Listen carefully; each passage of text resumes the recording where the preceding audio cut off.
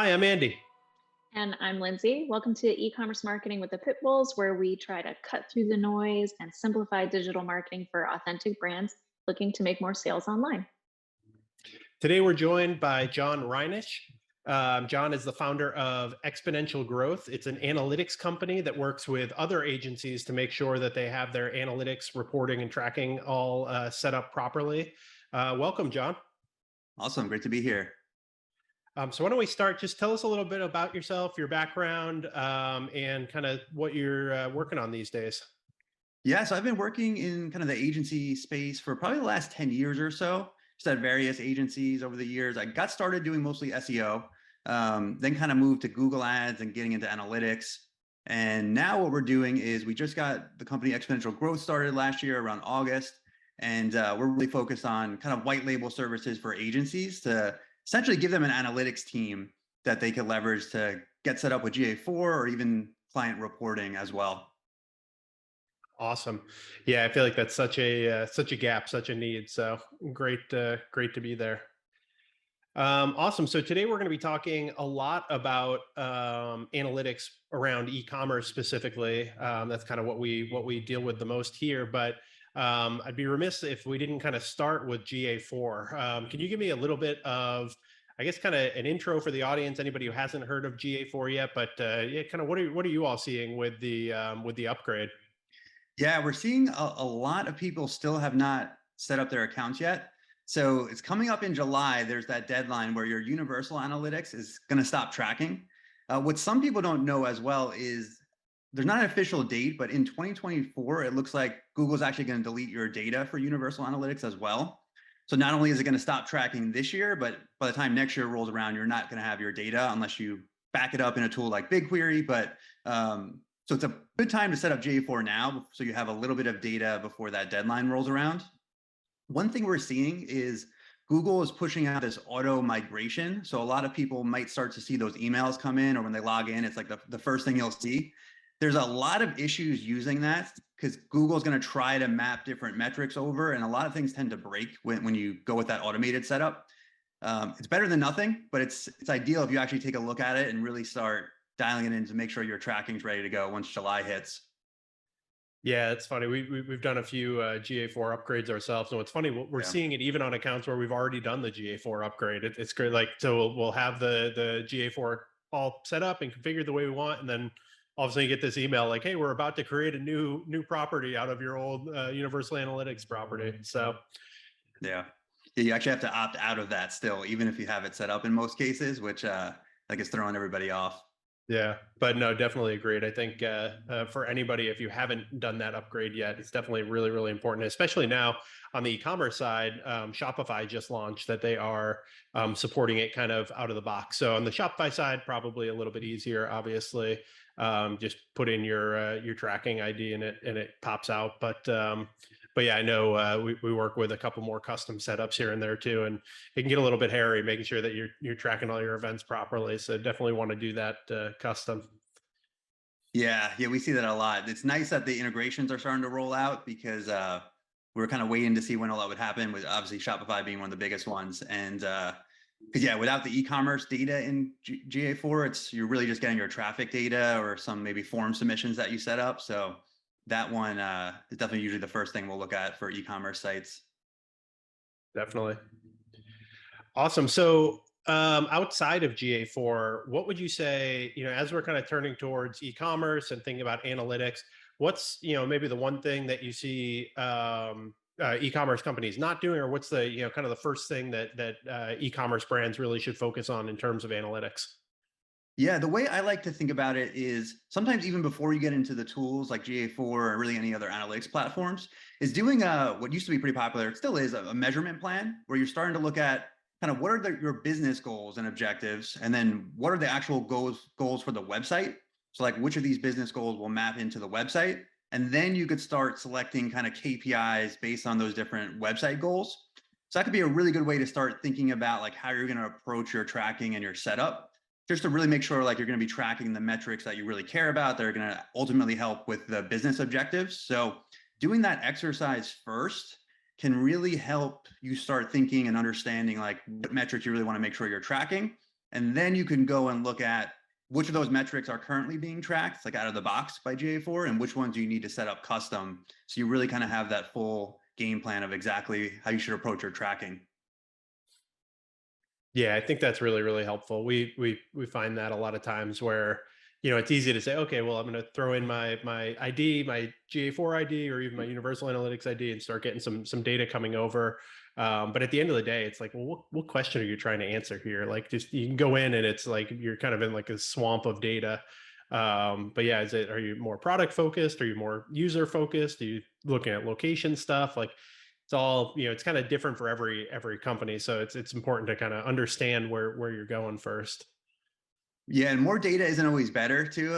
It's like sometimes we try to track every single thing, but then if it's not usable, it's not actionable, or it even gets overwhelming where now people don't want to look at it or log in and actually see what's happening. There's kind of that point where it becomes more detrimental to actually over track things. And really you want to make sure it's ultimately leading to whatever your goals are, that you have the answers for that. Definitely. And I think that's probably a really good segue. I know you do a lot of work around dashboarding as well with all of this. So like thinking through trying to avoid that overwhelm, getting into, okay, well, what do we really need to be looking at, or what are we going to show on a dashboard, something like that. What's your approach when you're working with an agency that's trying to support an e-commerce client? What are the things people really need to be looking at? Yeah, I think that's the first thing we like to map out. It's kind of just long-term trends for a few metrics that we really care about. So typically for e-commerce, it's going to be like revenue, purchases. If you're running ads, probably return on ad spend for Google, Facebook, whatever you're running. And there's trending that out with as kind of long of a time period as you can. So if you have 13 months, that's great because you could see year over year. And then actually see what do those main metrics look like. I'm not a huge fan sometimes of just focusing on kind of like the scorecard style where it's just the metric, the month versus the last month. Because sometimes there could be seasonality, or if you don't have that long-term view, something may have gone up or down, but you really don't have that extra context to really know, are things trending in the right direction overall? So that's usually where we'll start. And then you could start digging deeper into specific campaigns or channels and get into more detail on that. But we always like to start with kind of a few metrics and just long-term trends, and then kind of let the report progress from there. I like that you mentioned seasonality, and I feel like that's kind of a pitfall. A lot of, or at least clients for us, I'm not sure if you see it with agencies where they see something trending downward and think, oh no, okay, something's not working anymore, when really it's just seasonality at play. I'm wondering if you have other metrics or things to kind of look out for agencies or clients when they're looking at their dashboards. What are some things that maybe people get tripped up on, or that can kind of give them false positive hope? Yeah, that's a great example too. Sometimes when you're too zoomed in to just looking at month to month, you're going to get sometimes the wrong answers, or you're going to be led in the wrong direction where basically, yeah, if there's seasonality, or sometimes if you've increased and last month was an all-time high, maybe you decreased slightly and it looks like things are going down, but it's still your second best month you've had. So really zooming out is like, it's going to give you that view that you want. What I see commonly on dashboards is the most common issue is really putting too much on one slide. So a lot of times we try to jam in as much metrics and charts into one slide, but really that just makes kind of everything a little more confusing, and it's hard to really understand what's happening. So really simplifying can have a big impact on your reports. It looks easier, but a lot of times it's actually harder to pull that off, where you have one or two charts that's really clear kind of what's happening, and not overdoing it with kind of throwing everything at somebody. Yeah, I'm laughing. I feel like that's something that we get into or have bumped into in the past a lot, where it's like, we're really comfortable with the numbers and we're in it every day. So like kind of understanding how this metric ties to that metric, and which ones you focus on and which ones can you kind of ignore and only look at if you're trying to deep dive into something else. But yeah, really important to remember that like client probably isn't in it every day like you are, and like just coming up a lot of times it's more often than not, it just creates more confusion, or worse yet, creates the wrong information where you're looking at one particular metric that like really is not where your mind needs to be focused on, and really tying into that. So yeah, I think that's great. The idea of like, okay, let's simplify and find a way to just get as little information as possible, but the right information on the dashboard at once. Yeah, I think that that's really key too. And if you understand like who is the audience for the report, a lot of times that can give you some direction on where you should go with it, what level of detail. Because there's all these features in Looker Studio or any dashboard tool where you can make it interactive and people can like drill down into the data. In some cases, that may make sense if it's like an internal team, like maybe if you make a Google Ads report and the person running the Google Ads campaigns is going to use it, then you could actually add a lot of those filters and like ability to drill down. Where a client report, typically you want to have it kind of set to be kind of show the story of what's happening and the direction you're going to go in. Definitely. All right, so we talked a little bit about kind of some of those high level metrics. You want to make sure that you've got your revenue coming in. You want to make sure that you kind of understand if you're running ads, your ROAS, all of that. But what I'm really interested in is as we think about if I'm a brand owner and I've got this dashboard, I'm trying to focus on like how do I know that my website is performing well? What are some of those like kind of I don't know. I think of them almost as like interior metrics, or the things that I should be worried about that maybe will show up some problems or show up some areas for improvement. Even prior to seeing those top line revenue metrics and things changing. Yeah, I think in GA4 in particular, there's like an engagement metrics now, like engaged sessions, which shows, and they have the definition when you hover over it. It's essentially like sessions that aren't immediately bouncing or only spending a couple seconds on the page. I believe the other factor is if they click onto another page as well, that Google factors into that. So you could see engagement rate as well, which is kind of interesting to see like by channel or maybe by landing page. A lot of ways to break that down, but just to get an overall sense of like, are the right people going to your website?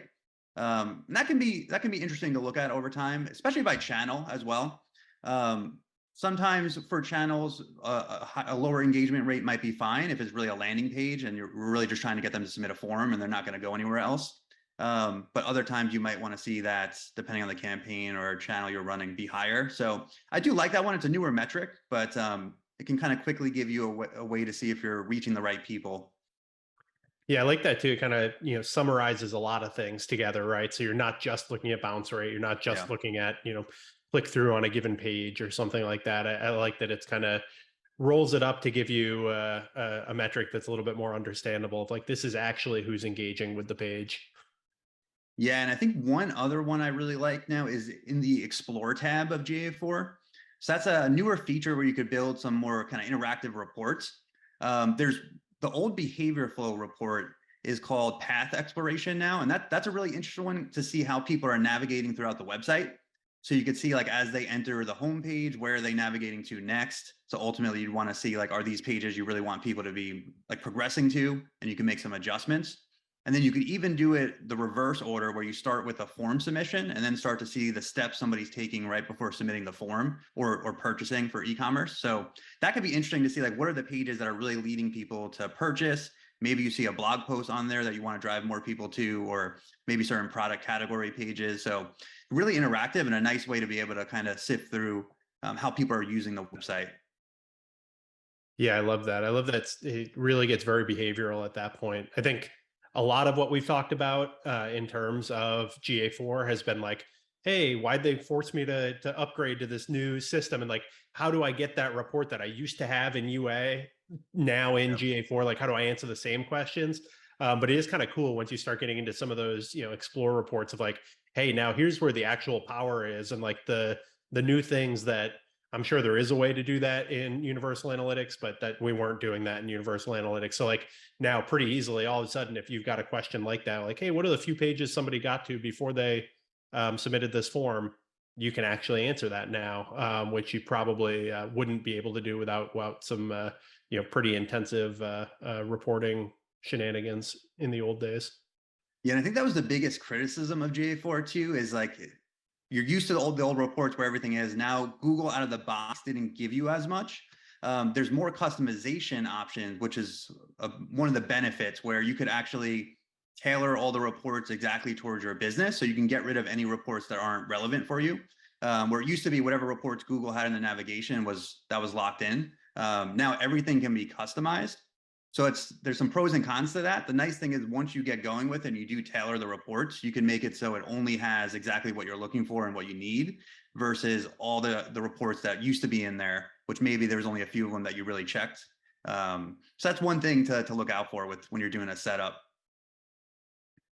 I'm curious too, now that I feel like you kind of touched on something that maybe is the whole reason exponential growth is here, that there's probably this space in the market between agencies who were reluctant to go ahead and jump on GA4 or were never in UA to begin with. Can you touch on that? What have you seen with your agency clients? Like, where was the resistance there? Why are people scared of data? Yeah, that's a great point. That's exactly one of the reasons we kind of dove into this is really two things. One of them, it's hard for most agencies to have full-time analytics people on their team. You really have to start hitting a certain scale and a certain size for that to make sense. And it takes quite a while to get there. So for most agencies, they're typically hiring contractors or maybe companies to help just to bridge the gap, because you might have someone in your team that knows a little bit about it, or maybe they're trying to research it and learn it for your team. But being able to plug in a team that does this every day is one of the reasons we really dove into it. I was resistant like everybody else when it first came out, because you're used to the way things were. You get used to analytics. You're in there so often that's easy to find stuff. So that's another thing too. Most agencies, I think, are still in that phase. Most know at this point their clients are asking, or they want to go to clients and be able to say, like, we have a solution for it. And I think that's kind of, as the deadline keeps getting closer, there's more of that popping up pretty rapidly. Yeah, I've been really surprised to see how much everyone is procrastinating jumping onto it. And I've been kind of polling everybody and curious as to, like, why are you not doing this? And everybody's just sort of like, I'd rather not talk about it. Yeah, maybe it'll go away if we Especially, just yeah. wait. Yeah, bury the head in the sand. Why not? Yeah. It's been surprising. I'm curious, kind of getting back to some of the those special reports, or what I would call like a specialty report, like a funnel report or something, or a path exploration report. I know we're really focused on DataBox. We set up DataBox dashboards for all of our clients. From what I gather, you're more Looker Studio, right? Yeah, we've used Databox as well, though, so I'm definitely familiar with it. I think Yeah. there's some advantages to it for sure. I'm curious, like, so I know we found some limitations with DataBox, just really in general with GA4 integration. There's the basic stuff you can do, and then we found a way to like kind of get our basic metrics that we really like to report out on there. But certainly things like path exploration and funnel reports that you may want to use, we don't really have a good way to integrate that in DataBox. I'm curious if there's anything better in Looker Studio, or if that's still kind of a gap there. Still a gap. With Universal Analytics, there was a separate API at one point that lets you connect to like multi-channel funnel reports and some different stuff. I'm not sure if that's going to be the case with GA4 at some point. But a lot of those features still, yeah, you have to be in GA4. Even some metrics aren't available through the API still yet, like landing page. You can't really get into a lot of reports. And other issue we see with connecting to GA4 is the limitations, where your charts will actually break in Looker Studio if basically too many people are using the report. So that's where BigQuery comes in, starting to connect directly to BigQuery and use BigQuery to connect to Looker Studio. It's much faster and you don't run into any of those limitations. So that's kind of the workaround we've been doing quite a bit now, with GA4 actually having some issues like connecting to dashboard tools. Yeah. I think what I'm hearing from obviously a lot of that will get better as GA4 gets a little bit more out of beta and all of that, and kind of more integrations are available. But yeah, I think with all of this, our perspective as an agency has always been that like everybody's got to have analytics. As far as for us, Lindsay and I were both really focused on like understanding the numbers and the dashboard. Like you can't really get away from it. But yeah, more and more as we start to look at like the complexity growing, I feel like even from like a brand or a founder perspective, it's like you're going to have to learn at some point, even if it's just so much as like I can log into GA4 and find a report that somebody has already created for me. That seems like that's kind of the direction we're going, that like everybody's got to be able to see and understand this stuff. Yeah, I think that's key. Just being able to know enough to navigate, know kind of a basic understanding of what some of the metrics you're looking at are. because then when you're presented a report or someone's showing you a report, you can kind of digest some of the information a little bit better, and then you'll have your own questions and insights as you're looking at that someone else might not have. So yeah, if you can, once you get in there a little bit and you start navigating, the learning curve isn't too bad when you get in there. It definitely takes a little bit up front, but once you get in there, it's going to be a big benefit. Yeah. And I feel like that's one of those things, even doing it at a basic level will help a lot, even if somebody else is going to be doing everything for you, creating reports or whatever. But to your point of like having a measurement plan up front, just being able to kind of speak the language a little bit and understand like how some of these reports work and like what they can and can't do helps a lot to like make sure that you're asking the right questions or, communicating with your analytics team in the right way. Yeah, that's where the measurement plan can really help, because if you start with business goals and you also have an analytics person that then can help you translate those into website KPIs, then you're really starting to have those conversations more about business results and not just about, some of the website metrics that may or may not be contributing or may or may not be worth looking at. So that can really kind of push you in the right direction to using the data in the best way possible. Definitely. Is Looker Studio Data Studio? Yes. They changed the name. Yeah, they rebranded it. I believe Looker was a different company. I might have that wrong, that Google acquired. Okay. And they did rebrand it now to Looker. So I'll probably call it Data Studio for a long time. So Yeah, I think I was doing that and then I realized. So I just wanted to clarify for anybody else who's confused like me. yeah, trying to say it correctly. It's tough though. Yeah, it'll be like AdWords forever. Yep. And now Oh yeah. I still see that everywhere. Everybody calls it AdWords. Yeah, that was going to be a tough one for Google to really get to change. Yeah. And that's been years. Like it's not even like that just happened. No. So one kind of last area that I wanted to get your perspective on is I think a lot of times people think of this stuff as like, hey, we're going to set up our report that we like, or we're going to set up our dashboard or whatever it is, or hey, we're going to get GA4 set up and we're going to get it. We're going to pay one price. We're going to pay somebody to come in, do it, get it set up. And that's it. Like we now have reporting done. We've answered the question. We're good to go. I'm curious if you can kind of speak to more the long-term maintenance piece of this, where it really isn't that simple. From my perspective, like, if you can actually look at it where you're answering questions over time and answering new questions, it can really be helpful. But I'm curious kind of what your perspective is around like, is that a one and done solution, or is there kind of like an ongoing maintenance needed? Yeah, thinking about it as ongoing maintenance is a good way, because you can only do so much in an initial setup. You're going to get a lot of the basics covered, like forms, e-commerce metrics. But really the best way to do it is as new business problems come up or new questions pop up, you can then go in and actually make new reports or new dashboards to get the answers you're looking for. So I think you should think about it as something that evolves and you continue to update. There might be reports that maybe weren't as valuable that you thought they would be in the beginning. So maybe those you get rid of. And if you're doing like quarterly planning, or you're depending on how you're doing your business planning, you might actually want to adjust metrics and KPIs and have new reports that you're looking at for each quarter or each month when priorities change. So even event tracking, like your website's probably not going to stay the same. So you might have new forms, new content that launches. Making sure that's tracked and you have the right data and you're updating it is definitely, I think, the way to get the most value out of it. Definitely. Yeah. I think from like an e-commerce perspective, we always think about that too. It's always a different question, right? It's not just like, how much revenue am I getting? It's, you're breaking that down by different segments, or you're really focused on, what kind of users are visiting the site, or what kind of products are people purchasing, whatever it is. Like, to your point, you can't answer all those questions on one dashboard. So I think it does make a lot of sense to like wait until they pop up and then figure out how we can answer that question from the analytics data that we have. Yeah, and that's one other thing too that we see is like when we do a setup, we'll try to kind of give our own input on what we think should be tracked, and then get the client's input on what they know about, like what do they really want tracked on the website. And a lot of times you think you have everything mapped out, but there's inevitably going to be things that pop up in the next month or next quarter that you didn't think of in the beginning, but then now like, okay, that's data I'm going to need going forward. So yeah, it's a great way to do it, is just keep updating as you go. Definitely. Well, awesome. This has been really, really helpful. I feel like this is, to your point, there's definitely a gap in the market here, and this is something that everybody kind of likes to put off as long as possible, but it's just so core to everything we do, kind of analytics and understanding the numbers.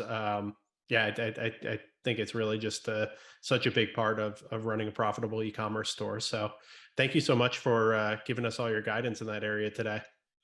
Awesome. Yeah. Thanks a lot. Awesome. So yeah, let's take a quick moment to give you some space to let our listeners know kind of where they can find you, and yeah, a little bit more about if they want to hear more about analytics and what you're doing. Definitely. So we're pretty active on LinkedIn. So you can definitely find me there. That's usually the best place to reach me. And we just launched a newsletter on Substack where we're giving away a free template every month. So different Google Sheets tools that we build, Looker Studio reports. As of this morning, we just launched the one for this month. It's a Google Analytics audit checklist, which you can go through all the steps to make sure you're setting up your account right and just give you some guidance on things that you might not have thought of that you want to make sure are set up properly. So definitely feel free to sign up for that. And you can get that right off my LinkedIn. We have the link there. Awesome. Yeah, I can definitely vouch for your LinkedIn. I think that's actually how I found you. You had dropped some sort of a video walking through a very specific GA4 templating type thing, and I found it super valuable. So I think that's how we connected. Yeah, I think so. I think it was off that that post there. Yeah. Well, awesome. That's all I have for today. Thank you so much to John for being with us today. Like I said earlier, I think we got a ton of value out of this. Hopefully, we've given our founders who are a little bit analytic, avoiding analytics, some reason to jump in there and learn it and get a little bit more involved. So, thank you so much for your time, and thanks for the value you brought today. Awesome. Thanks, everybody. Thank you, John, for being with us. Extra valuable information that you shared today. And if you're ready to take the next step in your digital marketing journey, go ahead and check us out at ppcpitbulls.com. You can see our digital marketing maturity assessment where you can assess where you are in your journey and see how we can help. And if you liked what you saw today, go ahead and subscribe so you can check out all of our interviews coming up and all of the great helpful information we have for PPC and CPG brands. So we will see you all next time.